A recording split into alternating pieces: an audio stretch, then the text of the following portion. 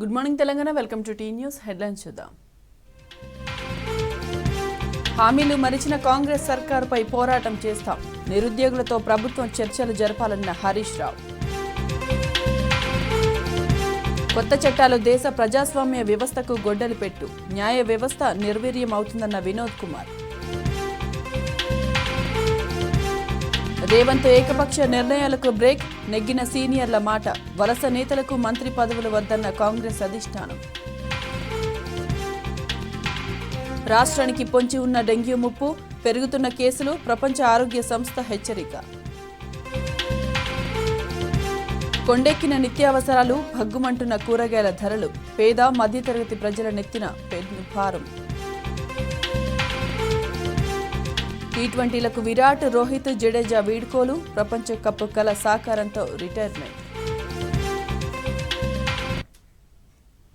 BRS working president KTR Congress chief Rahul గాంధీని నిలదీశారు. రాష్ట్రంలోని నిరుద్యోగ సమస్యలపై స్పందించారని డిమాండ్ చేశారు. ఈ మేరకు కేటీఆర్ ట్విట్టర్లో రాహుల్ గాంధీని ట్యాగ్ చేస్తూ అసెంబ్లీ ఎన్నికల సందర్భంగా ఆయన చేసిన ట్వీట్ను, కాంగ్రెస్ ప్రకటించిన జాబ్ క్యాలెండర్ స్క్రీన్ షాట్స్ను కేటీఆర్ పోస్ట్ చేశారు. అధికారంలోకి వచ్చిన ఏడాదిలో 2 లక్షల ఉద్యోగాలు భర్తీ చేస్తామన్న కాంగ్రెస్ పార్టీ 7 నెలలు గడుస్తున్నా ఒక్క ఉద్యోగాన్ని కూడా భర్తీ చేయలేదని కేటీఆర్ నిలదీశారు. రాహుల్ గాంధీ రాష్ట్రంలోని కాంగ్రెస్ ప్రభుత్వంపై ఈ విషయంలో ఒత్తిడి చేయాలని ఆయన డిమాండ్ చేశారు. కాంగ్రెస్ సర్కారు తీరును మాజీ మంత్రి హరీష్ రావు ఎండగట్టారు. నిరుద్యోగులను హస్తం పార్టీ నిండా ముంచిందని మండిపడ్డారు. గ్రూప్ 1లో 1:100 నిష్పత్తిలో మెయిన్స్కు అవకాశం ఇవ్వాలని డిమాండ్ చేశారు. జాబ్ క్యాలెండర్ పేరుతో పెద్ద పెద్ద ప్రకటనిచ్చిన కాంగ్రెస్ ఇప్పుడు నోరు మెదపడం లేదని దుయ్యబట్టారు. గ్రూప్ 2, 3 పోస్టులను పెంచాలని డిమాండ్ చేశారు. కాంగ్రెస్ నిరుద్యోగులకు ఇచ్చిన హామీలను నెరవేర్చకపోతే రాబోయే అసెంబ్లీ సమావేశాల్లో అసెంబ్లీని స్తంభింపజేస్తామని హరీష్ రావు హెచ్చరించారు. మోతీలాల్ నాయక్ 7 రోజుల నుంచి ఆమరణ నిరాహార దీక్ష చేస్తూ ఉంటే ఈ రాష్ట్ర ప్రభుత్వానికి కనీసం చీమగుట్టినట్టు కూడా లేకపోవడం చాలా దురదృష్టకరం. మోతీలాల్ నాయక్ను ఈరోజు దీక్ష విరమించాలని బీఆర్ఎస్ పార్టీ పక్షాన మేమందరం కూడా ఆయనను కోరే ప్రయత్నం చేశాం. కానీ మోతీలాల్ నాయక్ మాత్రం ఇది నా ఒక్కడి పోరాటం కాదు, తెలంగాణ రాష్ట్రంలో లక్షలాది మంది నిరుద్యోగుల పక్షాన నేను పోరాటం చేస్తూ ఉన్నాను, ఈ ప్రభుత్వం నిర్ణయం తీసుకునేదాకా కూడా దీక్ష విరమించను అని చెప్పి మోతీలాల్ నాయక్ గారు గట్టిగా చెప్పడం జరిగింది. ఈ ప్రభుత్వం ఎట్లా తయారైందంటే మొద్దు నిద్రపోతూ ఉంది. ఆ రోజేమో ఎన్నికల ముందు నిరుద్యోగుల మీద కపట ప్రేమ చూపించి నిరుద్యోగులను ఎన్నికల కోసం వాడుకొని ఎన్నికల ముందు హామీలు ఇచ్చి ఇప్పుడు ఎన్నికలై గద్దెనెక్కిన తర్వాత ఆ నిరుద్యోగుల గుండెల మీద తన్నుతా ఉంది రేవంత్ రెడ్డి ప్రభుత్వం. ఆనాడు నిరుద్యోగుల కోసం మరి ప్రొఫెసర్ కోదండరామ్ గారు కానీ, అదేవిధంగా రియాజ్ కానీ, బల్మూరి వెంకట్ కానీ, మురళీ గారు కానీ, రేవంత్ రెడ్డి గారు, బట్టి విక్రమార్క గారు వీళ్ళందరూ అశోక్ నగర్లో కోచింగ్ సెంటర్ల చుట్టూ తిరిగారు, బస్సు యాత్రలు చేపించారు. రాహుల్ గాంధీ గారిని కూడా అశోక్ నగర్కి తెచ్చి మాటలు ఇప్పించారు, ప్రామిస్ చేపించారు నిరుద్యోగులకు. మరి ఏమైపోయింది? ఇలా మీకు మాత్రం ఉద్యోగాలు వచ్చినాయి, నిరుద్యోగులకు ఉద్యోగాలు రాలేదు. రేవంత్ రెడ్డికి ఉద్యోగం వచ్చింది, కోదండరామ్ గారికి ఉద్యోగం వస్తూ ఉన్నది, రియాజ్ గారికి ఉద్యోగం వచ్చింది, వెంకట్కు ఉద్యోగం వచ్చింది, మీకు ఉద్యోగాలు వచ్చినాయి, మల్లన్న గారికి వచ్చింది. కానీ నిరుద్యోగ యువతకు మాత్రం ఉద్యోగాలు రాలేదు. ఎందుకు మీ గొంతులు మూగపోయినాయి అని నేను అడుగుతా ఉన్నా. 7 రోజుల నుంచి నిరాహార దీక్ష చేస్తే ప్రభుత్వం నుంచి ఎందుకు మంత్రులు మాట్లాడారు? ఎందుకు ముఖ్యమంత్రి గారు స్పందించారు? ఏమైంది? ఆనాడు ఉద్యమాలని చెప్పి ఈ పిల్లల్ని ఎన్నికల్లో వాడుకున్నటువంటి మేధావులు, నాయకులు ఇవాళ ఎక్కడ పోయిందో అని నేను అడుగుతా ఉన్నా. మోతీలాల్ ఆరోగ్యం మీకు పట్టదా? మోతీలాల్కి ఏదైనా జరిగితే ఎవరు బాధ్యత వహించాలి? ఎందుకు మీరు ప్రభుత్వం తరఫున కనీసం వచ్చి ఈ యువతులతో చర్చలు జరిపి వాళ్ళ న్యాయమైన కోరికలను ఎందుకు పరిష్కరించరు అని నేను అడుగుతా ఉన్నా. ఇప్పటికైనా ముఖ్యమంత్రి గారు స్వయంగా వచ్చి మోతీలాల్ నాయక్తో మీరు మాట్లాడాలి, వాళ్ళ సమస్యలు పరిష్కరించండి. వాళ్ళు అడుగుతున్నాయి న్యాయబద్ధమైనటువంటివి. మీరు ఆనాడు హామీలు ఇచ్చినాయి. రాహుల్ గాంధీ గారు ఆ రోజు మీరు అశోక్ నగర్కి వచ్చి నిరుద్యోగ యువతకు మాట ఇచ్చారు. మేము జాబ్ క్యాలెండర్ ఇస్తామని చెప్పారు. 2 లక్షల ఉద్యోగాలు సంవత్సరంలోగా నింపుతామని చెప్పి ఇవాళ 7 నెలలైనా జాబ్ క్యాలెండర్కు అతిగతి లేదు. రాహుల్ గాంధీ గారికి మా నిరుద్యోగుల బాధలు వినబట్టలేవా అని నేను అడుగుతా ఉన్నా. మా నిరుద్యోగులు ఇవాళ ఆమరణ నిరాహార దీక్ష చేస్తూ ఉంటే, పోరాటాలు చేస్తూ ఉంటే ఎందుకు రాహుల్ గాంధీ గారు పట్టించుకోరు? ఇవాళ ట్విట్టర్లో కూడా మా నిరుద్యోగులు రాహుల్ గాంధీకి ట్యాగ్ చేస్తూ మీ రేవంత్ రెడ్డికి చెప్పండి, ఆనాడు నువ్వు ఇచ్చిన మాట నిలబెట్టుకోండి అని చెప్పి రాహుల్ గాంధీకి ట్విట్టర్లో పోస్టులు చేస్తే కూడా మరి ఆయనకు చూడడం లేదా, కనబడడం లేదా, వినబడడం లేదా అని నేను అడుగుతా ఉన్నా. రాహుల్ గాంధీ గారు ఇప్పటికైనా చొరవ చూపి ఆనాడు అశోక్ నగర్లో నిరుద్యోగ యువతకు ఇచ్చిన మాట నిలబెట్టుకోవాలని, రేవంత్ రెడ్డి ప్రభుత్వానికి డైరెక్షన్ ఇచ్చి ఇచ్చిన హామీలన్నీ నిలబెట్టుకోవాలని చెప్పి నేను రాహుల్ గాంధీ గారిని డిమాండ్ చేస్తూ ఉన్నా. నేను అడుగుతా ఉన్నా, రాహుల్ గాంధీ గారు మీరే కదా ఆనాడు అశోక్ నగర్ లైబ్రరీకి వచ్చింది, ఈరోజు కనీసం ఒక్క మాట రేవంత్ రెడ్డి గారికి చెప్పడానికి సమయం దొరకలేదా? ఈ నిరుద్యోగుల కష్టాలు మీకు వినబడతలేవా అని నేను అడుగుతా ఉన్నా. ఇవాళ గద్దెనెక్కిన తర్వాత గుండెల మీద దంతరా? ఇదేనా మీ నీతి? ఇదేనా మీ ప్రభుత్వ పనితీరు? ప్రజాపాలన అంటే ఇదేనా? పిల్లల్ని బెదిరించడం, ఇచ్చిన హామీలు మర్చిపోవడం, ఎవరైనా ప్రశ్నిస్తే వాళ్ళ మీద అక్రమంగా కేసులు పెట్టడం.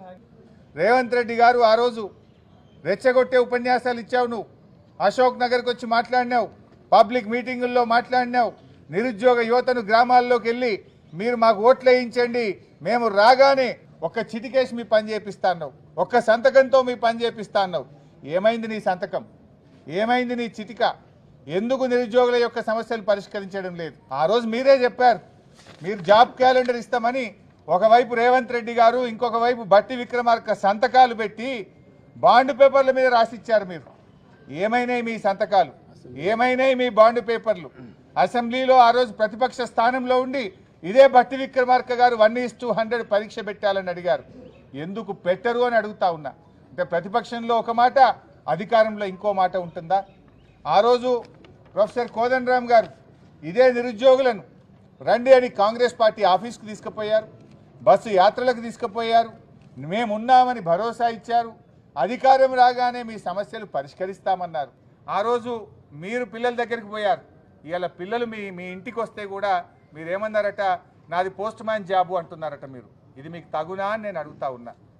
ఇవాళ పోయి మా నిరుద్యోగ యువకులు మాట్లాడితే ఇది కాన్స్టిట్యూషనల్ బాడీ, ఏమీ చేయలేమని చేతులు ఎత్తుతున్నారు. ఆ రోజు మీకు తెలియదా?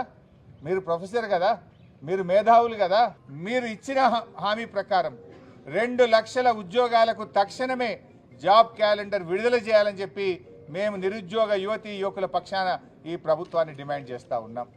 రేపు అసెంబ్లీ సమావేశాలు ఎప్పుడు ప్రారంభమైనా ఈ ప్రభుత్వం మీద ఒత్తిడి తెస్తాం, అసెంబ్లీని స్తంభింపజేస్తాం. నిరుద్యోగ యువకులకు ఇచ్చిన మాట నిలబెట్టుకునేదాకా ఎంతవరకైనా తెగించి బీఆర్ఎస్ పార్టీ ఈ నిరుద్యోగ యువకుల పక్షాన నిలబడుతుంది. వీళ్ళ న్యాయబద్ధమైన ఈ కోరికలు, ఈ హామీలు అమలయ్యేదాకా పూర్తి అండగా ఉంటాం. ఈరోజు గ్రూప్ 1 ఎగ్జామ్స్లో మరి గత ప్రభుత్వాలు ఇచ్చిన విధంగా మీరిచ్చిన హామీ మేరకు 1:100కు మెయిన్స్ పరీక్షకు పిల్లలకు అనుమతించాలని చెప్పి డిమాండ్ చేస్తూ ఉన్నాం.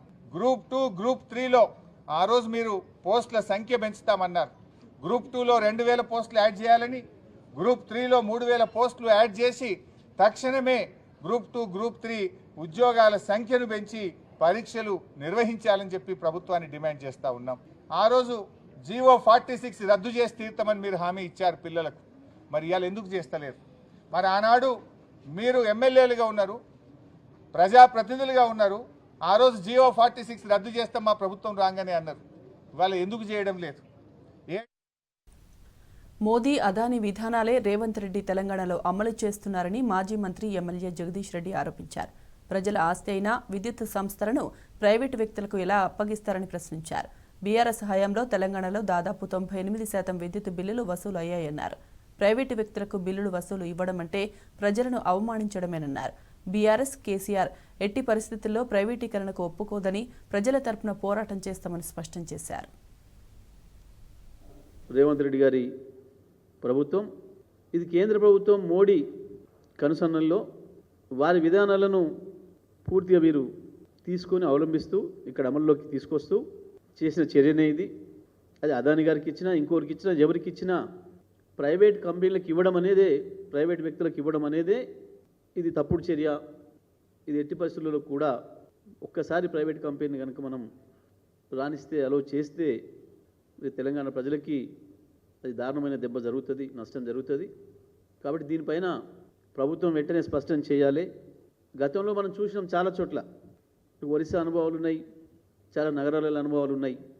ఇవాళ ప్రజల ఆస్తి, లక్షల కోట్ల రూపాయల విలువైన ప్రజల ఆస్తిని ఒక ప్రైవేట్ వ్యక్తికి కట్టబెట్టి దాని ద్వారా వాళ్ళని ఆదాయం సంపాదించుకోవడానికి అవకాశం ఇవ్వడం అంటే ఇది ముమ్మాటికి తెలంగాణ ప్రజలకు ద్రోహం చేయడం తప్ప ఇంకోటి కాదు.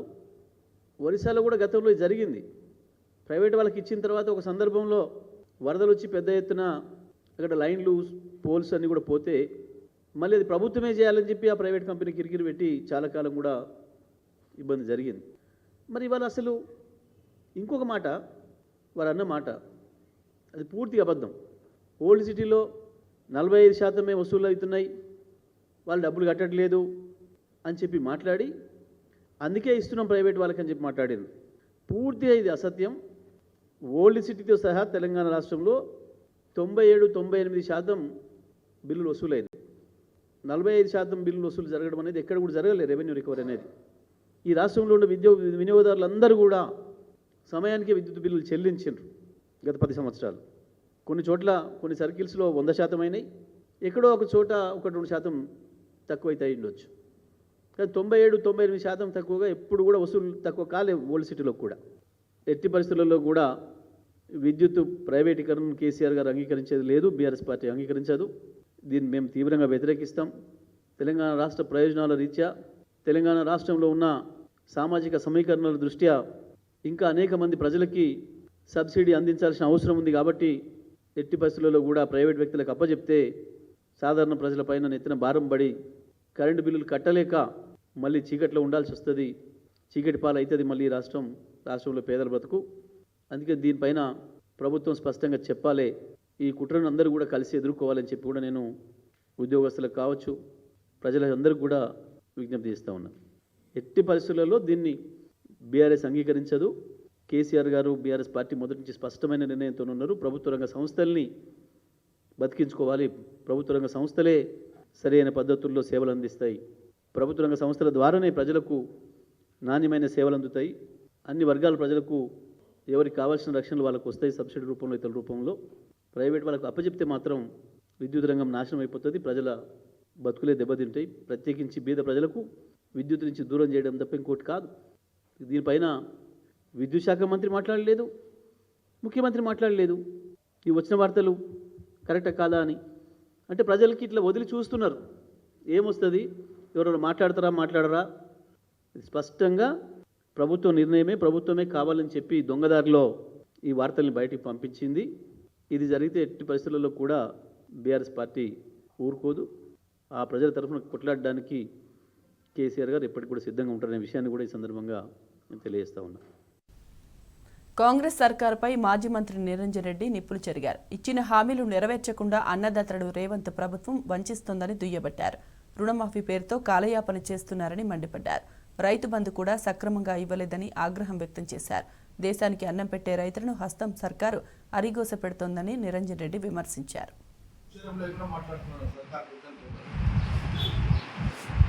రైతులకు ఇచ్చేటువంటి కాడ ఉదాత్తంగా ఉండాలి, ఉదారంగా ఉండాలి.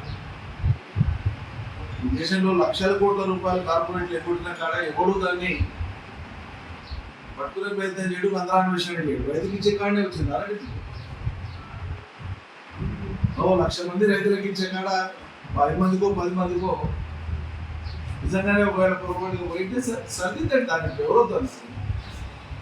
కొద్ది మందికి అనర్హులకు ఎక్కడన్నా ముట్టిందని మీరు అనుకుంటే, ముట్టలేదని మేము అంటున్నాం, ఒకవేళ మీరు అనుకుంటే అది సర్దిద్దండి. దానికోసం లక్షలాది మంది రైతుల కట్టెందుకు కొడుతారు? ఏమనుకుంది మీకు? తెలంగాణ ఉద్యమం అర్థం కాని వాళ్ళు, తెలంగాణ ఆకాంక్ష తెలియని వాళ్ళు వాళ్ళ అధికారంలో ఉంటారు. కాబట్టి వాళ్ళన్నీ కూడికలు తీసివేతల లెక్కలతో రైతు జీవితాలను అంచనా వేస్తున్నారు, రైతు జీవితాలను లెక్కిస్తున్నారు. ఇది చాలా దుర్మార్గం.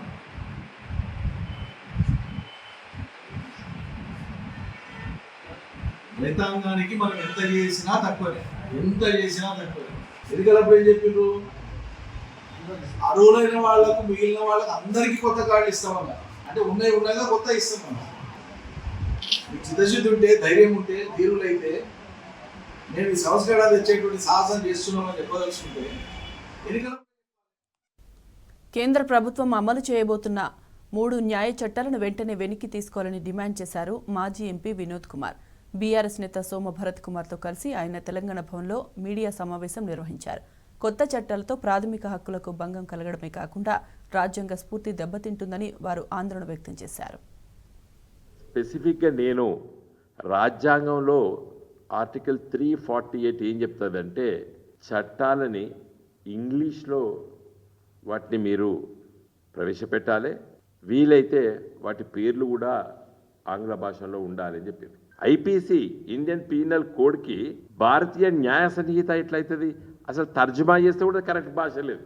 నువ్వు పెట్టదలుచుకుంటే భారతీయ శిక్షా స్మృతి అని పెట్టనుంటుంది, నువ్వు సంస్కృతిలో పెట్టాలని చెప్పి బీజేపీలకు ఇష్టం ఉంటే ఇంగ్లీష్ పేరు ఎందుకు అని అనుకుంటే భారతీయ శిక్షా స్మృతి అని పెట్టాలి, న్యాయ సంహిత అని పెట్టాడు.